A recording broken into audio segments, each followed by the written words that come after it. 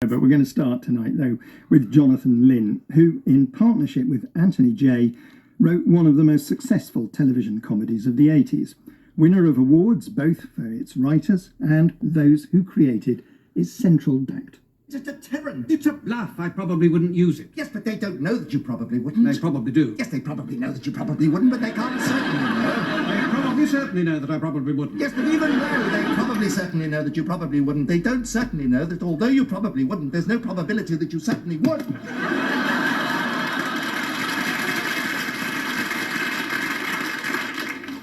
What?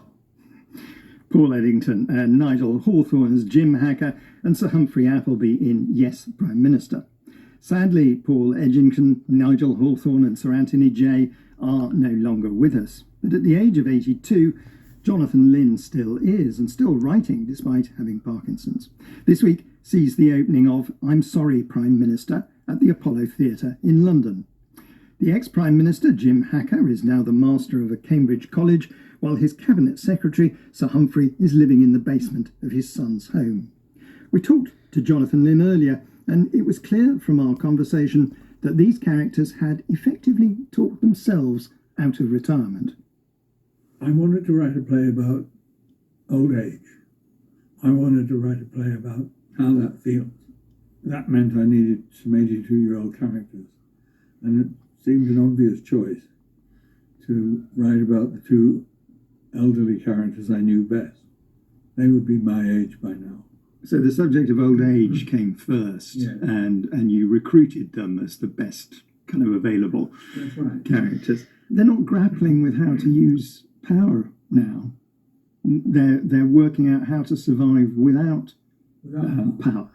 I was interested in what happens to people who had lots and lots of power and whose every word was hung upon as important, significant. And then I thought, well, what happens to these people when they're pushed out of power? Most of them really don't ever do anything useful for the rest of their lives. And I thought, how difficult that must be to deal with.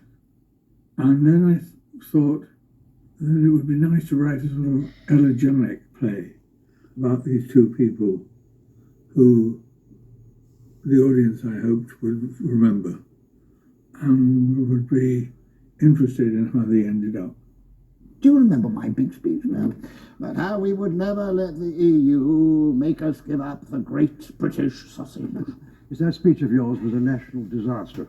That speech propelled me into number 10. That's what I mean. It didn't actually represent my views, which were ambivalent about Europe. They still are. Ambivalence was your modus operandi, wasn't it? I may have been ambivalent sometimes, but I was always decisive.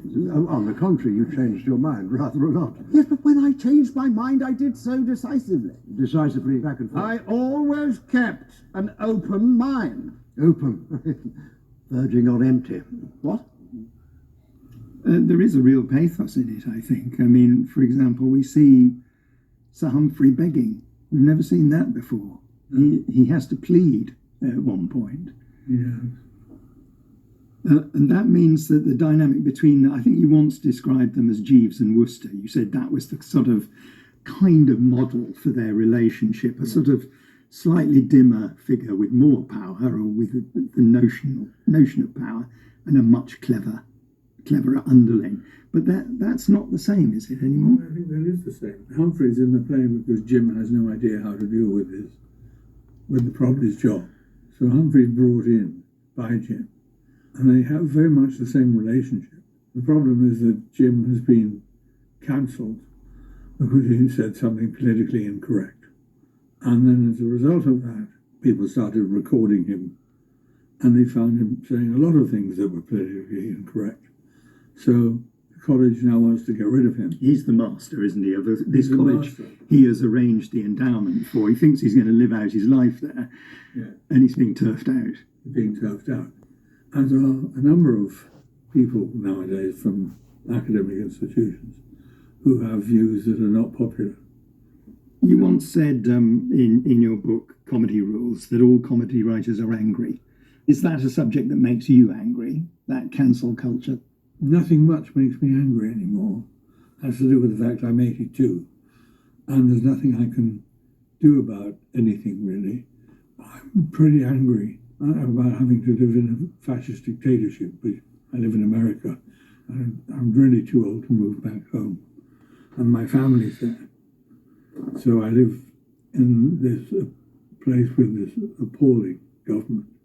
You're not worried about being cancelled for saying that. There is a certain degree of intolerance in America too. Yes. Well, I suppose if they cancel me in America, it won't make any difference because this play is happening here.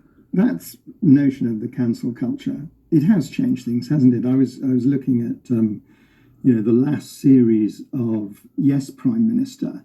I think one of the cruxes was Jim Hacker was being pressured to supply an underage sex worker to a foreign dignitary. Yeah. Is that a storyline that you would do now, do you think? I think more so. A lot of foreign dignitaries have been involved with underage sex workers or girls who became sex workers. Well, and the Epstein files as well. Of course, and all the people who are involved in that. So, yes, at the time, I had trouble persuading the producers that this was something that could ever happen. Now it seems that it's happening a great deal too often. Terrible thing. But all our stories, Yes Minister, were always based on some information that we had. Jim Hacker is he's played by Griff Rhys-Jones in this theatre version, and he is politically correct here. He says of his young care worker, Sophie, and she is young, lesbian, black woman, he says of her that she ticks all the boxes. Was that a line that you wanted to get a groan from the audience or a laugh from the audience? I thought they split the difference when I was there. Really? Yeah.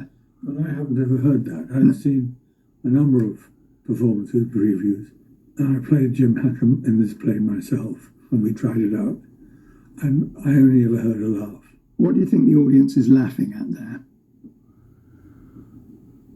They're laughing at those being the main qualifications for getting an academic job.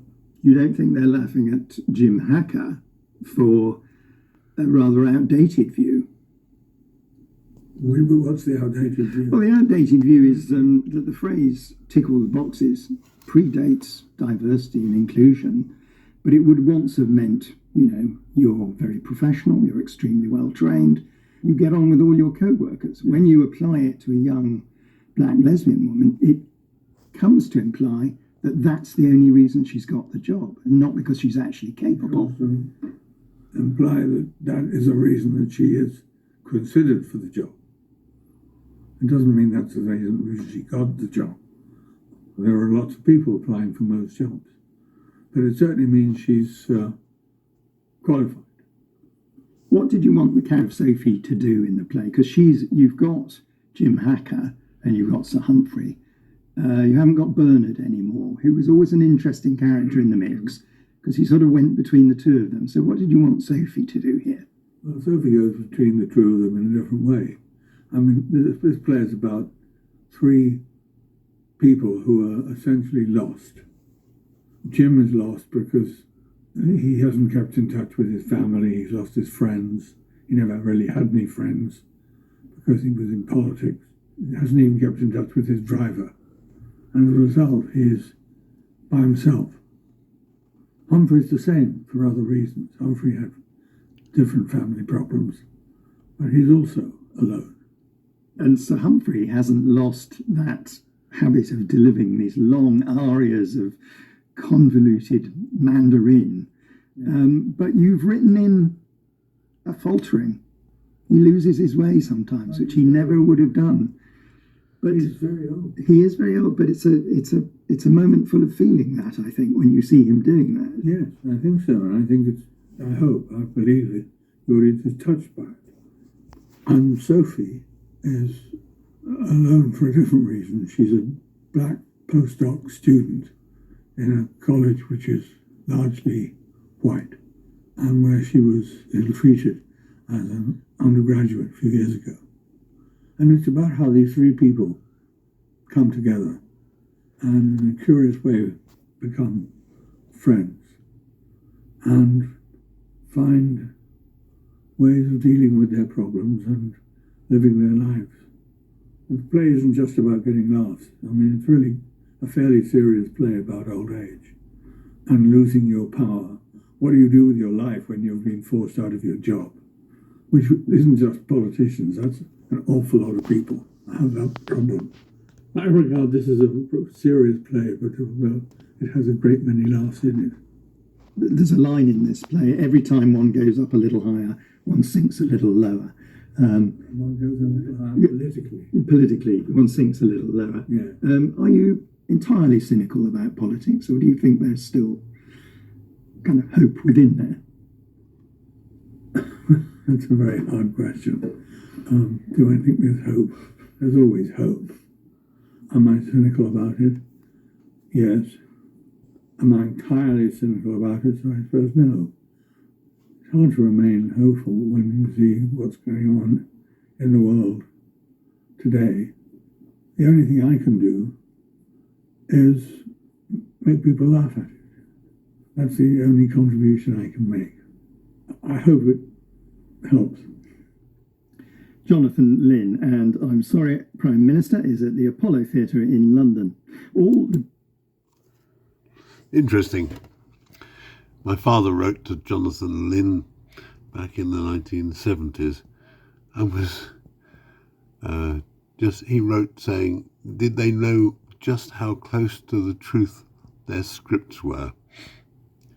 They wrote back, we're delighted somebody knows or realises that. Anyway, interesting interview on Radio 4 back on the 10th of February. Bye for now.